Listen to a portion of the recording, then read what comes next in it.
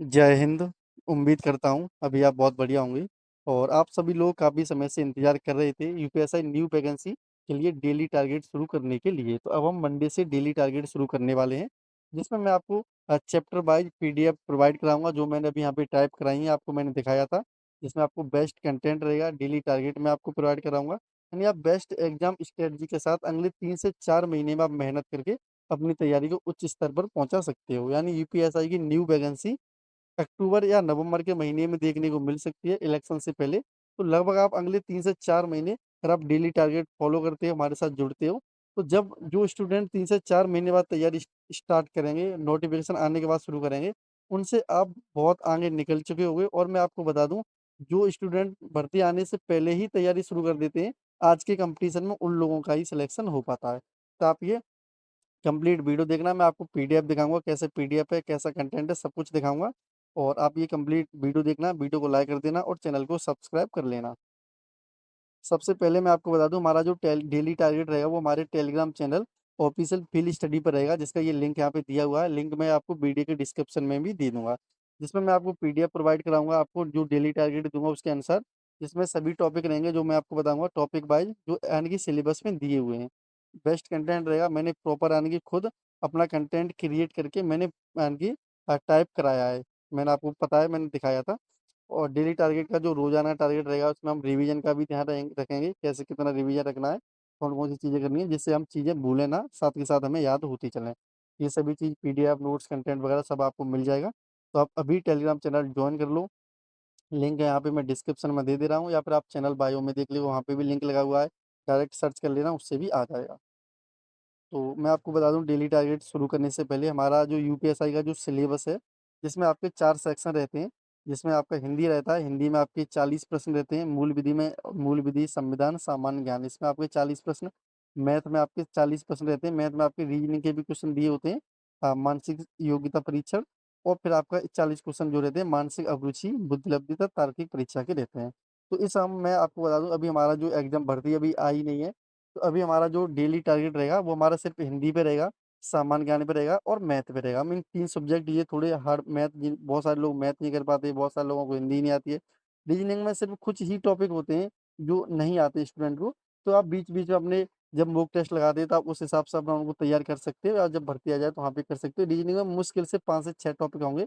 वैसे तो 50-60 टॉपिक हैं सभी, 50-60 टॉपिक का आप टारगेट बनाओगे तो बहुत लंबा हो जाएगा। लेकिन अगर देखा जाए रियल में जो कठिन स्तर के होते हैं, वो बहुत कम टॉपिक होते हैं, तो वो हम मैं आपको उनको बाद में करा दूँगा। अभी हमारा टारगेट रहेगा वो हिंदी का रहेगा, जीएस का रहेगा और आपका मैथ का रहेगा, जिनको हम टारगेट लेकर के चलेंगे।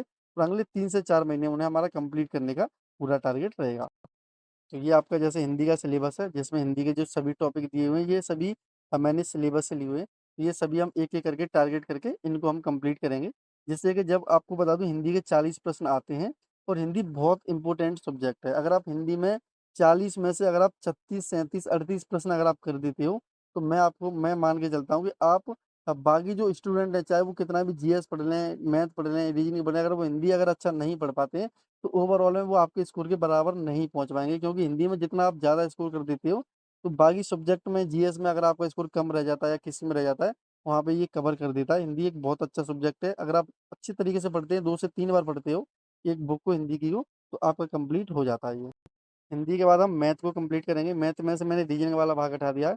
जैसे आपका नंबर सिस्टम, सरलीकरण, दशमलव भिन्न, महत्तम, एलसीएम, एचसीएफ, अनुपात, समानुपात, लाभ, हानि, चक्रवृद्धि ब्याज, समयकार, औसतन, ये सिर्फ़ आपके 19 से 20 टॉपिक होंगे। ये हम 19 से 20 टॉपिक अच्छी अच्छी तरीके से करेंगे। इनको मैं आपको प्रैक्टिस सेट भी की लिंक भी दूँगा, जिससे आप प्रैक्टिस सेट वगैरह भी करते रहना आसानी से। तो आपको ये अगले 3 से 4 महीने की जर्नी रहने वाली है।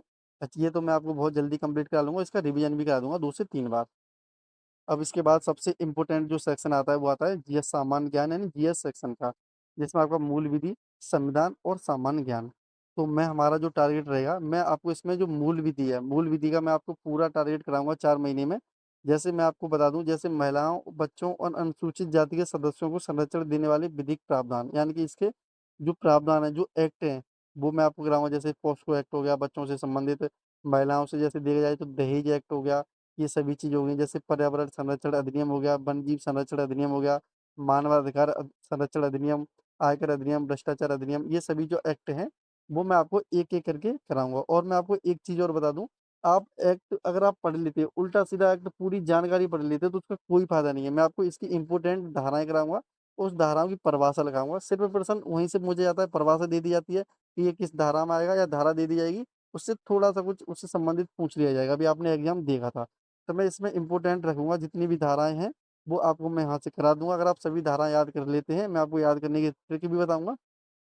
तो आपका ये मूल विधि का सेक्शन बहुत अच्छा हो जाएगा और अगर आप एक-एक चैप्टर में आपको बता दूँ 200-200 तक धाराएँ हैं। अगर आप सभी धाराएँ ज़िंदगी में कोई याद नहीं कर सकता, कितना भी याद कर ले 10 दिन अगर नहीं रिवीजन करेगा तुरंत भूल जाएगा। तो इसलिए इम्पोर्टेंट मैं धाराएँ रखूँगा जो पुलिस से संबंधित हैं। अगर आप यूपीएसआई की तैयारी कर रहे हैं, तो एग्ज़ाम्पल के लिए जैसे मोटर व्हीकल एक्ट हो गया, तो मोटर व्हीकल एक्ट में यूपीएसआई यानी एक दरोगा को किन-किन धाराओं की ज़रूरत पड़ती है, कहाँ-कहाँ चालान कटते हैं, तो वो इम्पोर्टेंट धाराएँ ही करानी है। ऐसा पूरा उसमें 217 पता नहीं कितनी सारी धाराएँ हैं, सब धाराएँ तो कोई नहीं पढ़ पाएगा। इसी तरीके से आपका अ, बहुत दहेज एक्ट हो गया, दहेज एक्ट में मतलब पुलिस विभाग से संबंधित कौन-सी धाराएँ हैं, कौन-कौन से एक्ट में सज़ा मिलती है। इससे इसी तरीके की हम इम्पोर्टेंट धाराएँ देखेंगे, जो पुलिस से संबंधित हैं, ठीक है? इसके बाद हम बात करते हैं शासन एवं प्रशासन की पॉलिटी की। तो पॉलिटी में मैं आपको बता दूँ यहाँ पे बहुत कम सा थोड़ा सिलेबस दिया हुआ है, बहुत सारे यहाँ पे आपने देखे होंगे चैप्टर यहाँ पे मिसिंग से लगते हैं। तो मैं पॉलिटी के कंप्लीट चैप्टर कराऊँगा, 30 से 32 चैप्टर हैं और जिसमें आपका संवैधानिक विकास से लेकर के अंतिम विविधि तक मैंने आपको यहाँ पे आपको दिखा दिया था अपने टेलीग्राम चैनल में पहले डाल के विषय सूची, तो कंप्लीट मैं आपको पॉलिटी यहाँ पे करा दूँगा और पॉलिटी पढ़ना बहुत ज़्यादा ज़रूरी है, क्योंकि लगभग आपके यहाँ पे 15 से 16 प्रश्न यहाँ पे पॉलिटी के बन जाते हैं। तो पॉलिटी आप अच्छे से पढ़ें, पॉलिटी इसमें सिलेबस में जो चैप्टर नहीं दिए हुए हैं, वो भी आप पढ़ लें, क्योंकि मैं आपको बता दूँ उससे संबंधित प्रश्न बनते हैं और अगर आप वहाँ पे 15 से 16 प्रश्न करना है अगर आपको पूरे, तो अच्छे से पॉलिटी पढ़नी पड़ेगी। इसके बाद हम देखते हैं सामान्य ज्ञान, तो सामान्य ज्ञान में हमारा जो टारगेट रहेगा वो मैं आपको अगले 3 से 4 महीने में स्पेशल टॉपिक्स कराऊँगा। जैसे आपका इसमें भारतीय कृषि हो गया और आपका जनसंख्या हो गया, पर्यावरण एवं नागरीकरण हो गया, एफडीआई हो गया, ये मैं आपको यहाँ पे कंप्लीट कराऊँगा। बाकी आपका सामान्य विज्ञान है और ये भारत का इतिहास वगैरह है, इसके लिए आप अपना बुक वगैरह से इनका रिवीजन कर लेना, बहुत ज़्यादा यहाँ से प्रश्न बनते नहीं हैं। अब आपको समझ में आ गया होगा कि मैं क्या-क्या चीज़ें कराने वाला हूँ। टोटल में यहाँ पे 40 प्रश्न आते हैं जीएस के, जिसमें से मेरा जो टारगेट रहेगा, वो 32 प्रश्न का रहेगा, जिसमें मूल विधि और पॉलिटी और स्पेशल टॉपिक्स 32 प्रश्न मैं आपको कंप्लीट करा दूँगा। बाकी के आप ये 8 प्रश्न होते हैं जैसे सामान्य विज्ञान, इतिहास वगैरह, आप ये किसी बुक वगैरह से पढ़ लेना, आपके पास नोट्स वगैरह वहाँ से पढ़ लेना। तो आप ईज़िली यहाँ पे अगर आप अच्छे से करते हो, तो आप आसानी से 30 प्लस प्रश्न यहाँ पे कर सकते हैं। अगर पेपर इस बार की तरह ईज़ी आया, तो फिर आप और ज़्यादा भी कर सकते हो, 33-34 प्रश्न भी कर सकते हो, ठीक है?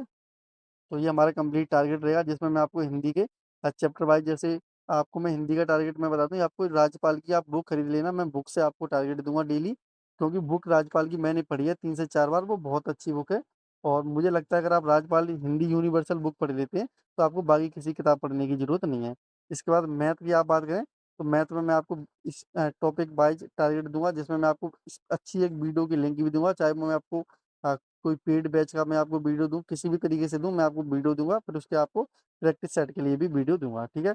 जीएस को मैं अपने खुद के पीडीएफ दूँगा, खुद के नोट्स दूँगा जीएस के लिए, जो भी मैंने आपको बताया था। ये सारी चीज़ें रहने वाली हैं। आप डेली टारगेट जॉइन कर लेना मेरे टेलीग्राम चैनल पर, ऑफ़िशियल फ़ील्ड स्टडी पर, आपको वहाँ से मंडे से सारी चीज़ें मिल जाएँगी। और मैं एक बात और बता दे रहा हूँ, अगर आपको जैसे पीडीएफ देखना है, पीडीएफ में किस तरीके के कंटेंट है, तो वो मैं आपको अपने टेलीग्राम चैनल पे मैंने डाला हुआ है, आप बैक में जाकर के स्क्रॉल करके देख लेना किस तरीके का कंटेंट है पीडीएफ में, क्या पीडीएफ है, वो सारी चीज़ें आपको वहाँ पे मिल जाएँगी। तो आपको वीडियो अच्छी लगी हो तो वीडियो को लाइक कर देना, चैनल सब्सक्राइब कर देना। जय हिंद, जय भारत।